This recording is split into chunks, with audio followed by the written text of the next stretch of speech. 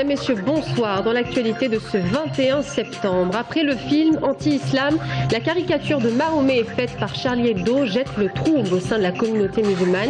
Jusqu'où peut-on aller avec la liberté d'expression?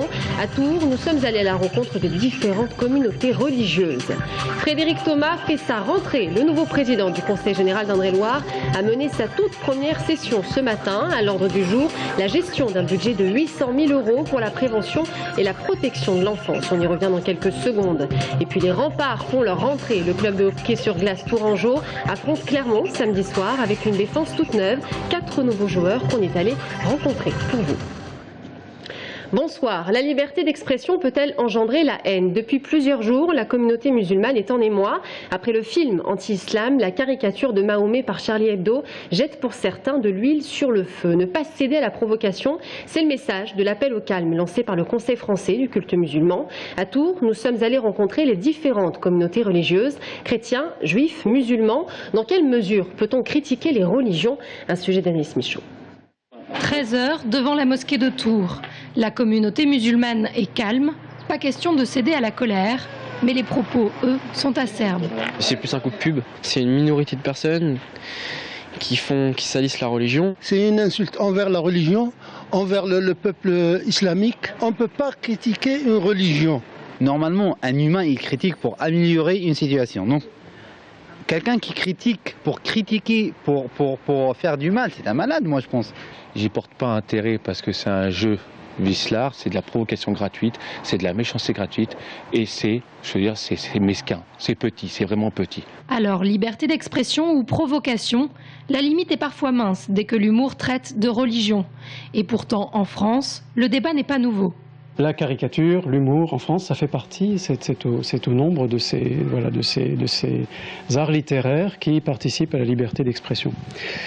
Mais la liberté d'expression, elle se met à mal quand elle oublie la fraternité et le respect de la dignité des uns et des autres. La communauté juive de Tours ne s'oppose pas non plus au fait de tourner en dérision une religion, mais avance plutôt l'idée que ce n'était pas le bon moment. Vous avez donc un film qui met en émoi et qui révolte les pays musulmans, certains pays musulmans. Alors, rajouter des caricatures au même moment où la rue musulmane est en effervescence, je crois que là, il y a vraiment une provocation qui est, à mon sens, irresponsable. Un appel à manifester le samedi 22 septembre a été lancé, mais le Conseil français du culte musulman a conseillé aux fidèles de ne pas participer au mouvement et de multiplier les moments de recueillement. Un conseil que les musulmans tourangeaux semblent avoir entendu. Journée mondiale de l'Alzheimer. Aujourd'hui, plus de 850 000 Français seraient atteints de cette maladie. Une maladie qui laisse encore beaucoup trop de mystères. Un défi pour le monde médical qui sait mieux qu'hier diagnostiquer le mal. La recherche progresse lentement, mais sûrement. On écoute le professeur Caroline Homé, neurologue et chef de service à Bretonneau.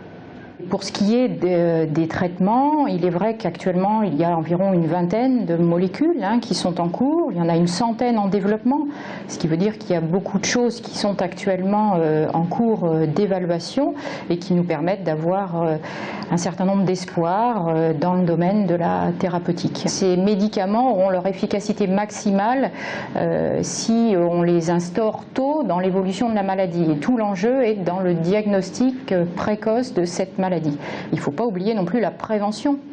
La prévention en traitant les facteurs de risque vasculaire comme le diabète, l'hypertension artérielle, dont on sait maintenant que ça peut tout à fait contribuer à l'installation de la maladie et à l'aggraver. Une première pour Frédéric Thomas, le nouveau président du Conseil général d'Indre-et-Loire, a tenu aujourd'hui sa première session. Celui qui succède à Marisol Touraine, désormais ministre des Affaires sociales et de la Santé, a joué carte sur table ce matin en annonçant les grands travaux de 2012. Mais à l'ordre du jour, la gestion d'un budget de 800 000 € pour la prévention et la protection de l'enfance. On fait le point avec Brian Bock. Première session de rentrée ce vendredi au Conseil général. Avec près de 4 heures d'assemblée pour réajuster le budget prévisionnel de l'Indre-et-Loire, le climat a été plutôt cordial et apaisé.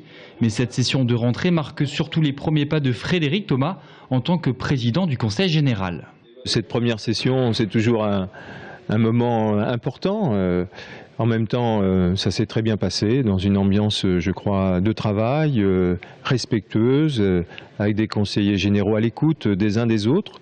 Je pense qu'on a eu des débats qui ont été riches, de qualité, donc pour moi, c'était une très bonne première séance. Ça s'est très bien passé. Je pense qu'on travaille dans un climat d'apaisement, de confiance réciproque. Après, on n'est pas toujours d'accord sur les sujets, et ça, c'est normal. Et en même temps, je crois qu'il y a une certaine écoute. Donc, pour l'instant, les choses vont plutôt bien. Si les choses vont plutôt bien, les ajustements du projet alloué au social étaient de taille pour le département. 243 000 € de crédits supplémentaires ont été alloués aux revenus de solidarité active, compte tenu de l'augmentation du nombre de bénéficiaires. Mais le principal ajustement a été l'attribution de 800 000 € supplémentaires pour la protection de l'enfance. Nous sommes confrontés à une augmentation du nombre de journées qui proviennent de trois éléments principaux.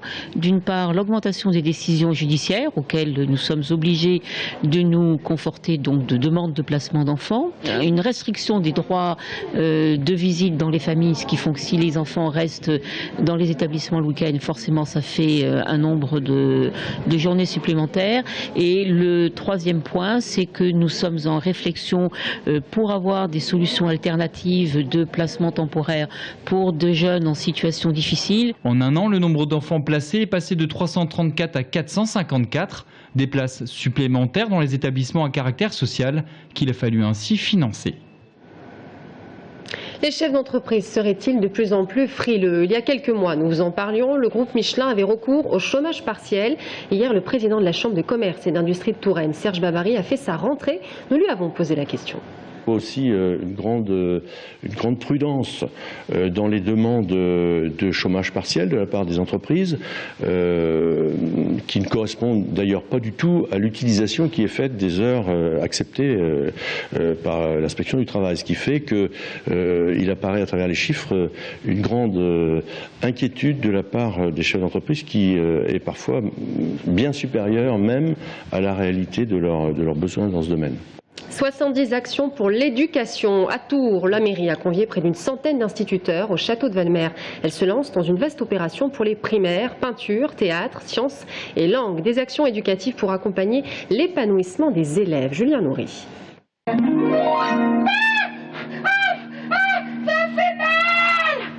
Voilà ce qui attend les élèves de primaire des écoles publiques et privées de Tours.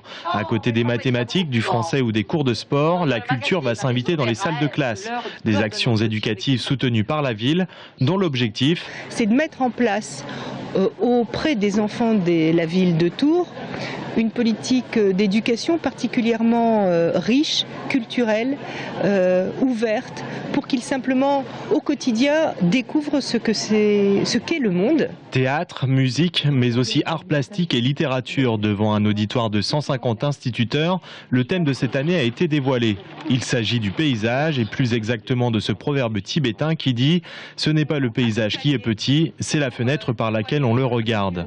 En accompagnant l'éducation des élèves, la ville espère leur ouvrir l'esprit et en faire des citoyens responsables. On voit bien que ça laisse tout un tas d'espoir pour donner de l'ambition à nos enfants, donner de l'ambition, on le fait bien sûr au quotidien, dans la classe, à travers toutes les disciplines, mais là par le biais de la culture, d'intervenants extérieurs, ils peuvent se découvrir des talents, les élèves, qui leur permettent aussi ensuite de mieux intégrer les apprentissages, de prendre confiance en eux et puis finalement de continuer assez sereinement la scolarité. Plus de 70 intervenants seront mobilisés pour cette opération qui débutera au mois d'octobre.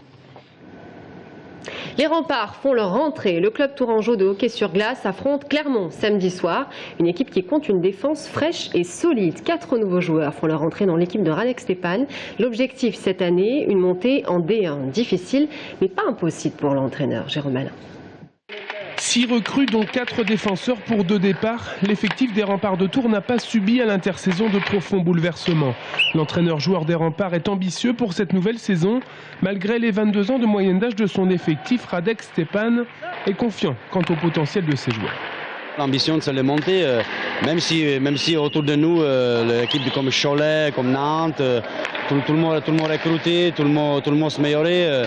Mais bon, nous, avec l'équipe jeune, l'objectif c'est monter monter puis donner le meilleur de nous quoi. Cette année, puis on verra. Tours évoluera cette saison dans la poule B de 2e division aux côtés de Valence, Valvanoise, Strasbourg, Nantes, Évry, Compiègne. Clermont-Ferrand est la réserve de Rouen. Depuis un gros mois, les Remparts ont aiguisé leur préparation en disputant 7 matchs amicaux pour 2 petites victoires.